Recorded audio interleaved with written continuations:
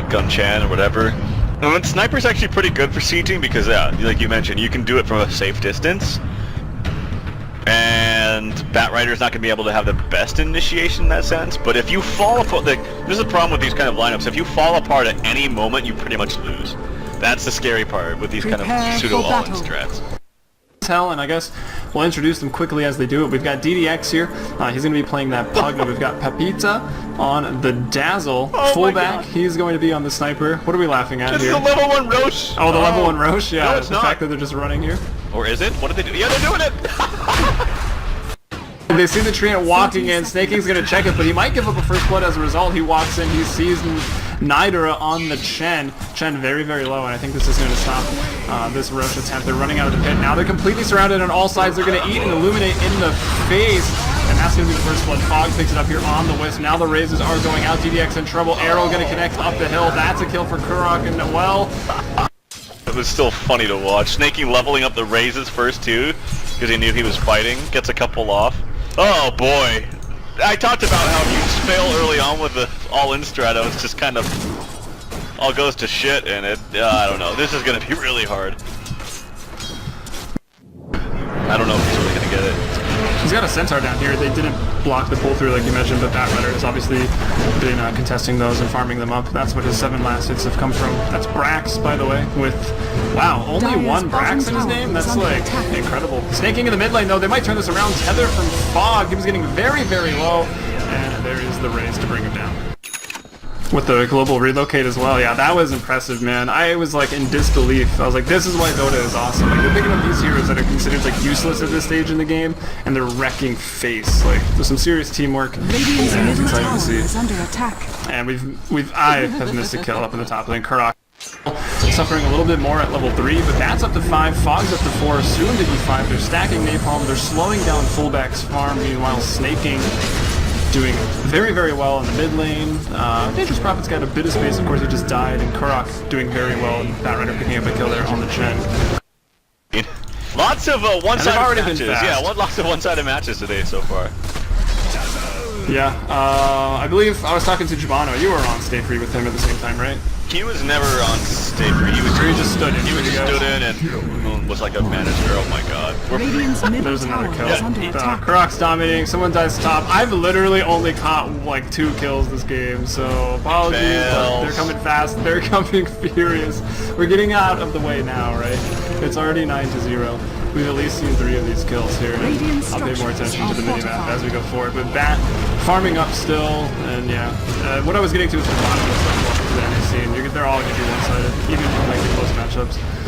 Snaking mid lane, he's in a bit of pressure, 3-0 and 2 for his KDA. He runs away, bottling up, and there's no stuns, they can't catch him, like, he's fine. And actually, they might even turn this around, relocate, I think it's just going, no, they bring the Batrider as well, and that's DDX going down, they'll farm the Nether Ward as well. Lasso used, but not needed. 10-0, 6 minutes. It's going to be really hard to even like commentate this, because, like I mentioned, with all-in strats like this, and push strats, if you fall behind at all, like, you just lose. And they literally never, it's not even a matter of them falling behind, it's just like they've always been behind.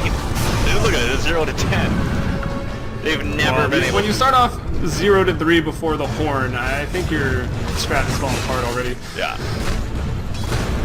So we can talk about other things like heroes, you know. Sure. Everyone on the BTS little in the studio thing last night, we're talking about what heroes they really want to see that become that pick, right? That strategy performance is one of the heroes that emerge. Do you have any thoughts other than Tusk? Because that was what everyone said. Tusk? Is what everyone said? Tusk. I haven't played Tusk enough to really understand like the differences of changes and everything. But it's just that you can like provide the vulnerability to your team for 4 seconds, right?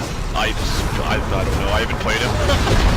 I don't know. I know that they changed the snowball so you can add people in there, yeah, something like that. So. Yeah, and if you add them in and charge up for 4 seconds, like no one can be touched for that duration of time. So you like, do big dodges, right? It's like an AoE nightmare or like an AoE disruption essentially as more fighting. Like, all the spirits bring him down. Fog to get another kill on the Wisp. He's 2-0 and 5. He's level 7, about to be level 8. How do you add people to your snowball? Like, do they have to be really close to you, or do you know? They're in like a certain AoE. Then you just right click to add them in, and you can also add in creeps, your sigil, other minions. Does it do it instantly? Like you just click on them and then boom, they're in, or yeah, they're like bloop, and they're in the snowball. So you can like straight up dodge epicenter, like dodge RPs, and you're completely immune for 4 seconds inside this, and then you can launch it. Top, Zerto dies. But everyone's excited to like see someone utilize that. I think a couple pro teams picked him up. I'm kind of thinking Undying might come back into the scene with the big buffs to the tombstone. It's really hard to run away from now with like what is it even called? The damage threshold being lowered and the zombies slowing you down. Yeah, I think Undying could be good. He still suffers from the same problems though that he did before. Like yeah, people can run away from tombstone, but it got a little harder, I think. Oh, full back. Takes an arrow to the back, and it's going to be a full duration stun. He's going to go down. There's a nice ghost form there thrown out from Pugman. Nice to crep, but it's not enough to save him, because there's magic damage as well. Who's going to be the feeder? I'm guessing it's going to be Snaking. I'd be willing to throw some money down that Snaking's the first to die for an AR, if they give up the death. We'll see. So far they're playing pretty well. We've got a lot of heal with the tether, with the bottle. Wisp has 1,800 gold. Do you think he's going to go for the Blink Dagger for this Wisp? For Blink Wisp? Oh god. It's bugged, like really bugged, unless they fixed it. What happened? So if you tether somebody and then you blink away, it increases, you can keep someone tethered from like 2,000 range away. Really? So it's like a really big bug. You can overcharge from like out of complete vision, you know? Wow. Action on Zerto. Because he's just obliterated. Chen is the only one smoked, by the way. But he revealed. He's like, I'm out. I don't want to be seen. Oh Lord, this is hard to watch. Yep. Coddle's doing work. He's pretty much able to get whatever he wants. 1,600 gold. Shadowfiend picks up the blink on top of a Midas here at 10 minutes. And he just TPs away because, well, Dazzle doesn't have the mini stun anymore.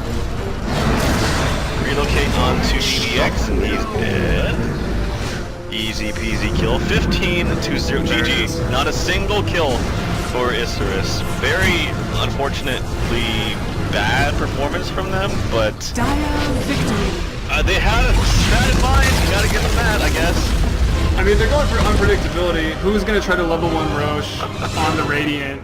And it's kind of a cheese strap, but that's almost what they have to do to beat the North American rejects, right? I don't know. It's worth a shot. It didn't work out. Oh well. Look at Dazzle. Didn't even die. What a man. What a player. MVP for Pepita.